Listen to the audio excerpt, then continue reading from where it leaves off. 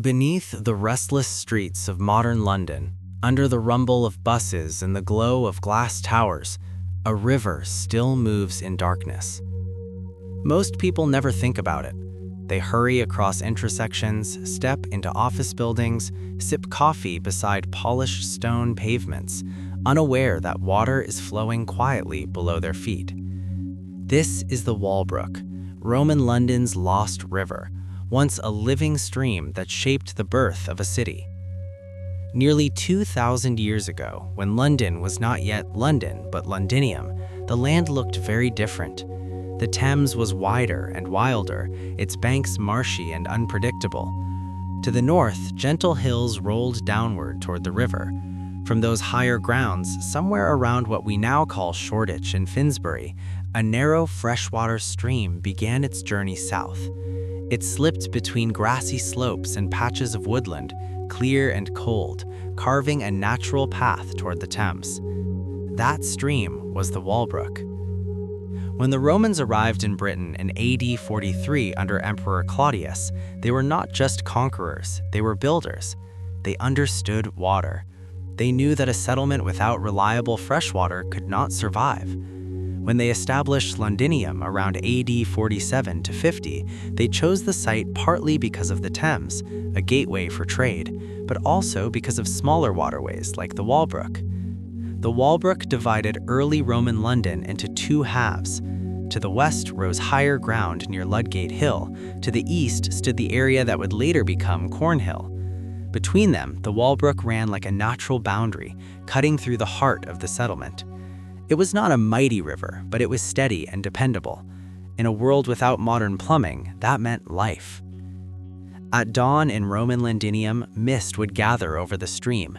Traders heading to the Forum might cross simple wooden bridges. Soldiers stationed in the city would fetch water in buckets.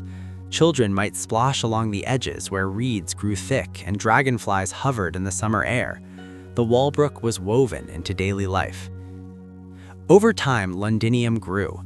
Timber buildings gave way to stone. Streets were paved. A forum and basilica rose at the city's center. Workshops, bathhouses, and warehouses lined the roads. And along the Walbrook's banks, something unusual appeared, a temple unlike the others. In the 3rd century, Roman soldiers and merchants built a Mithraeum near the Walbrook.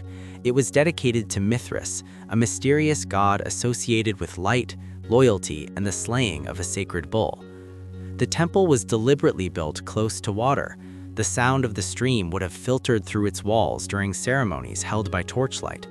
The presence of flowing water added to the sacred atmosphere, a reminder of purification and life. Imagine standing there during a ritual, the low ceiling, the smell of damp earth, oil lamps flickering against stone. Outside, the Walbrook murmurs softly. Above ground, the city hums. Beneath it all, devotion unfolds in secret. But cities change, and rivers, especially small ones, suffer when cities grow. By the late Roman period, Londinium had become crowded and complex. Waste from workshops and homes began to find its way into the Walbrook. Tanners, metalworkers, and other trades used the water for their craft. The once clear stream grew murkier. Sediment built up along its bed. Wooden structures collapsed and were replaced. When Roman rule ended in the early 5th century, the city contracted. Parts of Londinium were abandoned.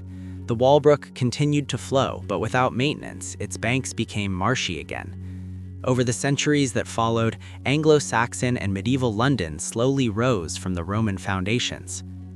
Medieval Londoners were practical. They valued space, they valued land, and they did not tolerate foul smells for long. As the population expanded, the Walbrook became less a blessing and more a nuisance. It collected rubbish, it flooded during heavy rains, it cut awkwardly through growing neighborhoods. Bit by bit, sections of the river were enclosed. Wooden culverts were built over it, stone vaults replaced open channels. Houses and shops crept closer to its banks until eventually they stood directly above it. By the 15th and 16th centuries, the Walbrook within the old city walls had effectively disappeared from sight. It still flowed, but now in darkness, diverted into underground channels that would later merge into London's vast sewer network. Above ground, streets formed along its old path. One of them kept its name, Walbrook. The name lingered like a memory, a quiet reminder that water once ran there freely. Centuries passed. The Great Fire of London in 1666 reshaped the city again, but the Walbrook remained buried. The Industrial Revolution brought railways and deeper foundations. Victorian engineers designed massive sewer systems under the guidance of Joseph Bazalgette, transforming London's sanitation. The Walbrook was absorbed into that hidden infrastructure, its identity fading further into obscurity. Yet it never truly vanished. In the 20th century, construction work in the City of London began uncovering fragments of the past. Archaeologists digging beneath office buildings found waterlogged timber, leather shoes, writing tablets, and coins preserved in the damp soil along the old Walbrook Valley. The anaerobic conditions created by the former river had protected organic materials that would have decayed elsewhere.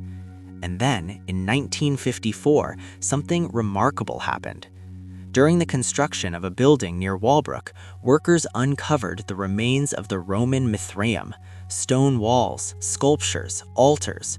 The temple that once stood beside the flowing stream had been waiting underground for nearly 1,700 years.